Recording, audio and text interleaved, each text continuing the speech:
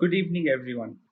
I am Ruturaj Makirwar from Team Solarium, accompanied by Ritesh Nalla and Parvez Dillar sir, who is the director of Anukul Industrial Aids Private Limited.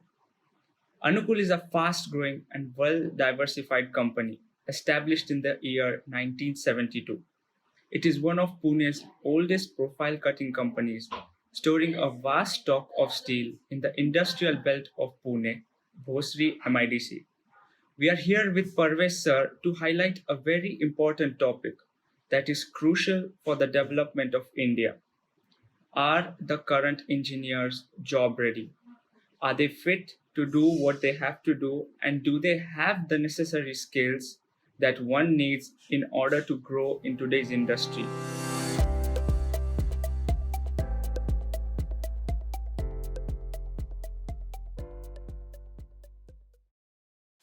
So, good evening, Parvez sir. How are you doing? Very well. How are you? We both are fine, sir. Okay, so sir, according to the current pandemic situation, which has taken a heavy toll on all the industries, and especially yours, which is being a steel and machinery industry, this must have been harder for you. So, how has COVID affected the progress of Anupur? You see, technically speaking, the lockdown period was a tough time uh, because the fixed costs that were incurred were just there, so we couldn't possibly cover them. But I think post-COVID, things have been better. We've been able to achieve almost 90% of the pre-COVID sales. So that way, I don't see any issues. And as for the steel industry, if you say, I think because it's required in each and every aspect of our day-to-day life, be it infrastructure or anything, name it, and steel would be part of it. So what I foresee is that I don't think there will be any negative impact on the larger aspect. Temporary, yes, there could be some issues, but on the larger aspect, yes, it won't have much problem. Okay, sir. Sir, according to you, what is the situation going to be of the country through an industrial point of view after this pandemic ends? So see, for me to able to answer it, I think there are so many aspects to this.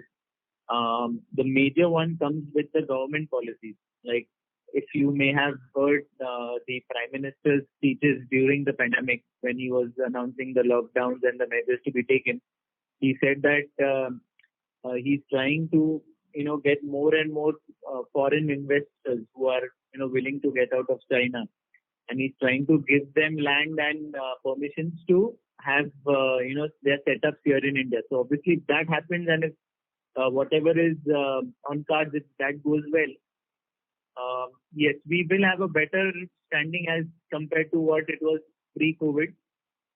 But then there are so many other aspects. It's not just inviting people; it's the way you handle them.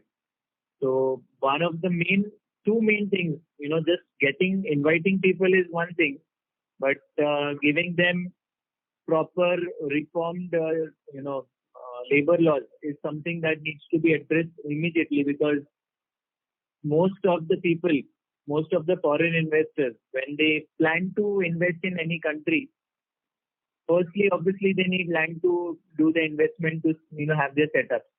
So the land acquisition policies and the procedures here are so complex.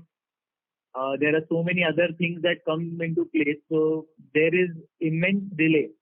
So unless that gets simplified, people will not think of investing in India.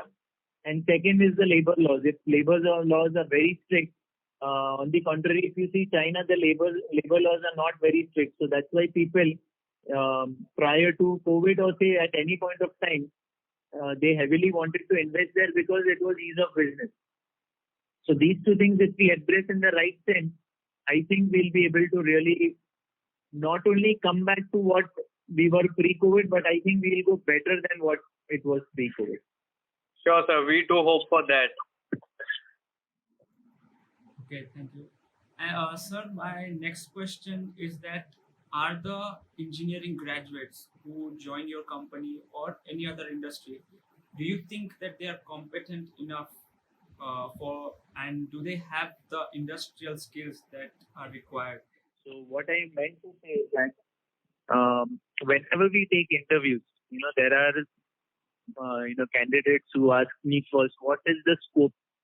The scope is such a thing that I cannot define at at the beginning. I can give you a broader aspect of what the scope of the work will be, but I cannot pinpoint that this is the only thing that will be required. Things are very volatile; they keep on changing. So defining anything at the beginning is not doing justice to the candidate, not doing justice to the vacancy, not doing justice to the company. So it has to be a dynamic approach rather than a static thing that, yes, this is what I've been asked to do and this is the only thing that I'm going to do. Yes, sir. You are absolutely right. So, sir, my next question was, so, sir, are the internships and the extracurricular activities which have been taken up by some of the colleges, are they enough to make an engineer job ready? I wouldn't say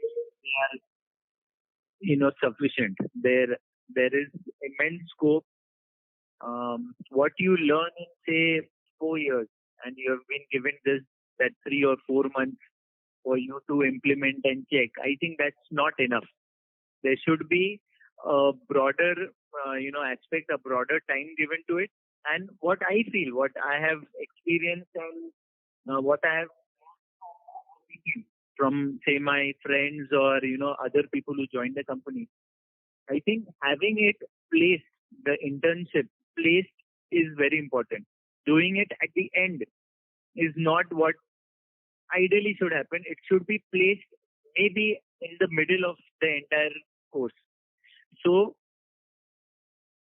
what will happen is that at the onset, when you don't know about the concept, you get the concepts, you learn about them, then you go to the industry, you apply them. You see how different is the text knowledge to the practical knowledge. What are the different aspects that come up which you will have to address, which is not under ideal situation. So if you know that, if you experience that, then again you get back to your learning. You'll know how well both correlate. I think even at this point of time, because you have been doing all the projects, you know that theory and practical, there is always going to be a little lag between them. Not on the concept, the principles will remain the same, but there are other factors that will come in which you may not have factored in. And then you'll have to factor in for it to work properly. So that understanding will come if you have done your internship in the middle of the course. So it will enrich your second half and you will be able to learn better about your first half. Okay. Yes. Yes. So, sir, what do you think? What should be the changes that an engineer requires to, perform better in the industry?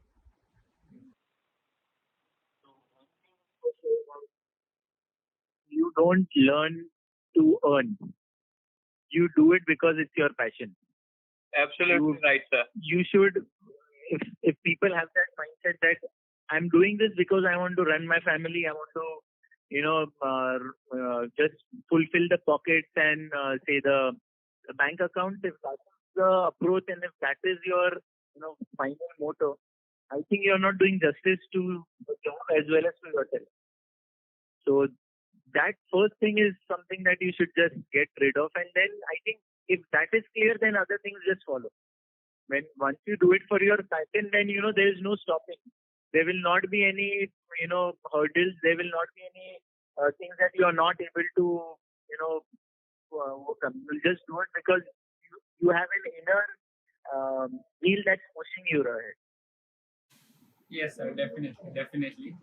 And sir, just before we leave, could you please just tell us how your experience was being associated with Team Solarium for the past few years. I think if I'm not mistaken, I've been associated with your team for the past 4 years, Yes, and every year the new faculty or rather the new set of students that come in, I've seen a good amount of change in whatever has been presented to me, the way it is presented to me, and I'm sure if. And one good thing is whatever comments I've given in the prior, meeting or in the prior years have been, taken in seriously. That's one thing that keeps me going. That yes, meeting you guys and having one-to-one conversation with you and being associated with you is making some sense because you are willing to hear and you're willing to adapt to whatever, your sponsors or whoever, whatever their comments are, you're taking them seriously. So I think that should continue. Sure, sir. It will continue. You have that assurance from us. Yes, sir. Yes, definitely. So thank you, sir, for your time, and we hope you continue to make progress and stay safe, stay healthy. Thank you, sir. Same to you. Same to you. Thank you, sir. So this was Parvez Dillar from Anukul Industrial Aids Private Limited. We just had a very interesting discussion with him, and I hope you all enjoyed it. Next time, we are going to have a discussion with Krishnan sir, who is the National Business Development Manager of FirePro. FirePro is a company that provides solutions for fire protection, security, and building management systems. This is going to be another exciting talk, so stay tuned for more. Thank you.